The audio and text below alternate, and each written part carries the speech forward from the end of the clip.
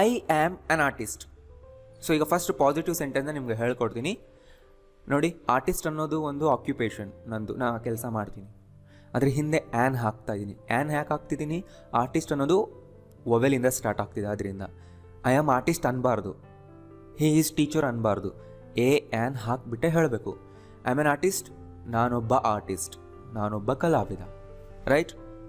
So ಈಗ ನನ್ನ ಜೊತೆಗೆ ನೀವು ಹೇಳಬೇಕು. ನೆಗೆಟಿವ್ ಮಾಡಿ, I am not an artist, ನಾನೊಬ್ಬ ಆರ್ಟಿಸ್ಟ್ ಅಲ್ಲ. ನೀವೇನೂ ಚೇಂಜಸ್ ಮಾಡಬಾರ್ದು, ಜಸ್ಟ್ ನಾಟ್ನ ಸೇರಿಸ್ಬೇಕು. ಆ್ಯನ್ ಹಾಗೇ ಇರುತ್ತೆ. ಐ ಆಮ್ ನಾಟ್ ಆರ್ಟಿಸ್ಟ್ ಅಲ್ಲ, I am not an artist.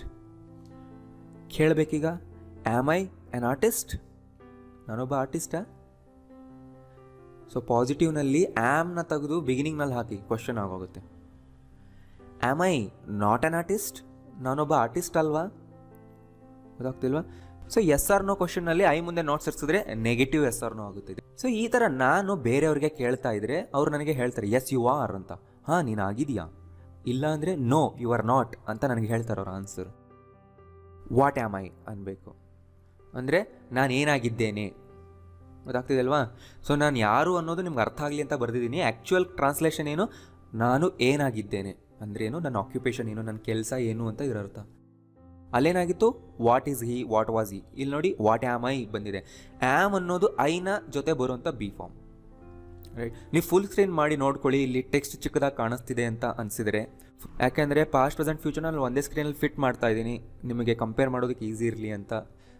Right? So ಇದನ್ನು ಪಾಸ್ಟ್ ಮಾಡಬೇಕಂದ್ರೆ ಆ್ಯಮ್ ಜಾಗದಲ್ಲಿ ವಾಸ್ ಹಾಕಬೇಕಷ್ಟೆ. ಐ ವಾಸ್ ಆನ್ ಆರ್ಟಿಸ್ಟ್, ನಾನೊಬ್ಬ ಆರ್ಟಿಸ್ಟ್ ಆಗಿದ್ದೆ ಮೊದಲು, ಈಗಲ್ಲ. ಬಟ್ ಈಗ ಇಲ್ಲ. I was not an artist, ನಾನು ಆರ್ಟಿಸ್ಟ್ ಆಗಿರಲಿಲ್ಲ. Was I an artist? ನಾನು artist ಆಗಿದ್ನಾ?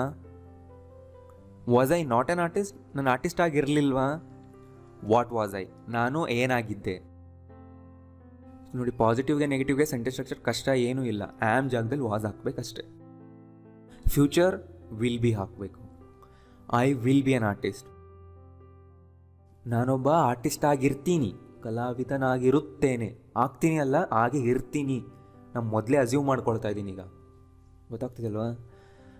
I will not be an artist, ಅಥವಾ ವಿಲ್ ನಾಟ್ನ ಶಾರ್ಟ್ ಮಾಡಿ ವೋಂಟ್ ಅಂತ ಹೇಳ್ಬೋದು. ವಾಂಟ್ ಅಲ್ಲ, ವೋಂಟ್ ಅನ್ಬೇಕು. I won't be an artist, ನಾನೊಬ್ಬ ಆರ್ಟಿಸ್ಟ್ ಆಗಿರೋದಿಲ್ಲ, ಬೇರೆ ಏನೋ ಆಗಿರ್ತೀನಿ. Will I be an artist? ನಾನೊಬ್ಬ ಆರ್ಟಿಸ್ಟ್ ಆಗಿರ್ತೀನಾ? Won't I be an artist? ನೀವು ಶಾರ್ಟ್ ಮಾಡೋ ಹಾಗಿದ್ರೆ ವೋಂಟ್ ಅಂತ ಮಾಡಬೇಕು, ವಿಲ್ ನಾಟ್ ಅಂತ ಇಡಬಾರ್ದು ಯಾವತ್ತು. ಅಂದರೆ ವಿಲ್ ಮತ್ತು ನಾಟ್ನ ನೀವು ಸೆಪರೇಟ್ ಮಾಡಬೇಕಂದ್ರೆ ಮಧ್ಯದಲ್ಲಿ ಐ ಹಾಕಿ. ನಾ ಎರಡನ್ನೂ ಜಾಯಿಂಟ್ ಮಾಡ್ತೀನಿ ಅಂದರೆ ವೋಂಟ್ ಅಂತ ಬರೋದು, ಆಮೇಲೆ ಐ ಹಾಕಿ, ಅಂದರೆ ಯಾವುದೇ ಸಬ್ಜೆಕ್ಟ್ ಹಾಕಿ. ಇದು ಸ್ಟ್ರಕ್ಚರ್ ನೆನ್ಪಿಟ್ಕೊಳ್ಳಿ. Won't I be an artist? ನಾನೊಬ್ಬ ಆರ್ಟಿಸ್ಟ್ ಆಗಿರೋದಿಲ್ವಾ? What will I be? ನಾನು ಏನಾಗಿರ್ತೀನಿ.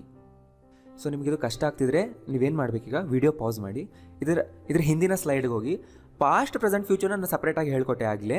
ಅದನ್ನು ಚೆನ್ನಾಗಿ ಫಸ್ಟ್ ಪ್ರಾಕ್ಟೀಸ್ ಮಾಡಿ, ಬರೆದು ಓದಿ ಚೆನ್ನಾಗಿ ಪ್ರಾಕ್ಟೀಸ್ ಮಾಡಿ, ಆಮೇಲೆ ಬಂದು ಈ ಸ್ಲೈಡ್ನ ನೋಡೋದಕ್ಕೆ ಕಂಟಿನ್ಯೂ ಮಾಡಿ. ಈಸಿ ಆಗುತ್ತೆ. ನೀವೇನಾದರೂ ತುಂಬ ಬಿಗಿನರ್ಸ್ ಆಗಿದ್ದರೆ, ಇದು ನನಗೆ ತುಂಬ ಕಷ್ಟ ಆಗಿ ಕಾಣಿಸ್ತಿದೆ ಅಂದರೆ ನೀವೇನು ಮಾಡಿ, ವಿಡಿಯೋ ಪಾಸ್ ಮಾಡಿ ಈ ಹಿಂದೆ 3 ಸ್ಲೈಡ್ನಲ್ಲಿ ಹೇಳ್ಕೊಟ್ನಲ್ವ ಸಪ್ರೇಟಾಗಿ ಟೀಚರ್ದು, ಅದನ್ನು ಚೆನ್ನಾಗಿ ಫಸ್ಟ್ ಪ್ರಾಕ್ಟೀಸ್ ಮಾಡ್ಕೊಂಬನ್ನಿ. ಬರೋದು ಓದಿ ಮಾಡಿ, ಆಮೇಲೆ ಈ ಸ್ಲೈಡಿಗೆ ಬನ್ನಿ.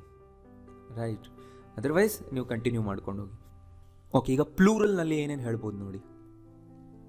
ದೇ ಆರ್ ಲಾಯರ್ಸ್ ಅಂದರೆ ಅವರು ತುಂಬ ಜನ ಇದ್ದಾರೆ, ಅವರು ಲಾಯರ್ಸ್ ಅಂತ ನಾನು ಹೇಳಬೇಕು. ಆದ್ದರಿಂದ ದೇ ಆರ್ ಬಂತು. ಎ ಆನ್ ಏನು ಹಾಕಲ್ಲ, ಪ್ಲೂರಲ್ ಹಿಂದೆ ನಾವೇನು ಹಾಕಲ್ಲ, ನೆನಪಿದಲ್ವಾ?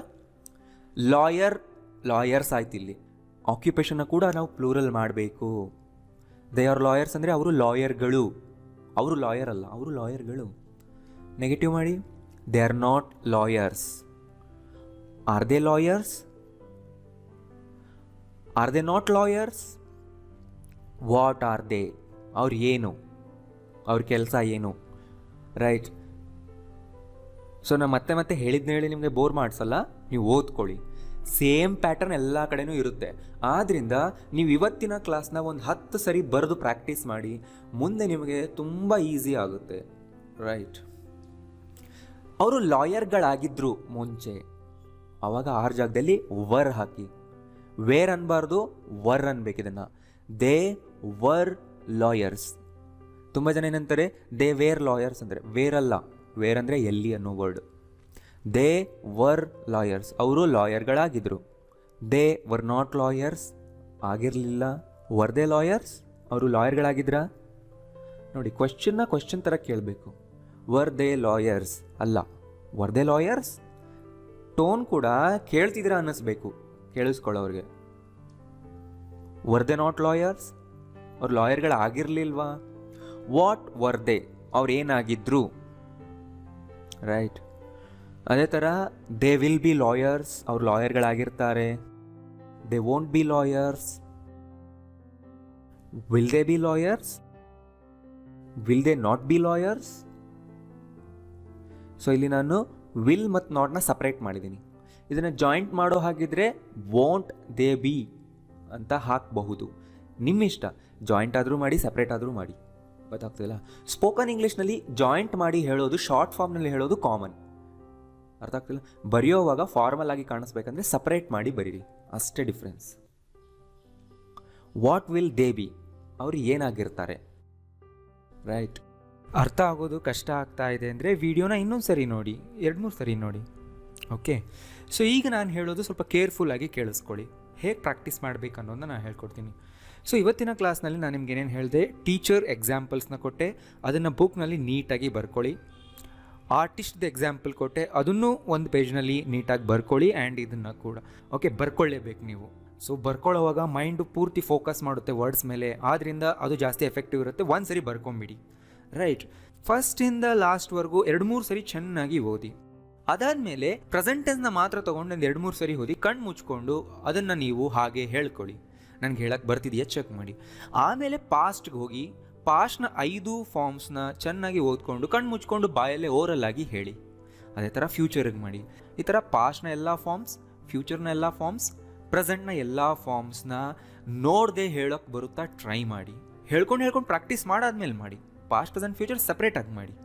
ಅದಾದಮೇಲೆ ಪಾಸ್ಟ್, ಪ್ರೆಸೆಂಟ್, ಫ್ಯೂಚರ್ನ ಒಂದೇ ಸರಿ ನೋಡದೆ ಹೇಳೋದಕ್ಕೆ ಟ್ರೈ ಮಾಡಿ. ನೀವು ಮಾಡಬೇಕು ಲಿಟ್ರಲ್ ಆಗಿ. ನಿಮ್ಮ ಬಾಯಿಂದ ಇಂಗ್ಲೀಷ್ ಹೊರಗೆ ಬರಬೇಕು.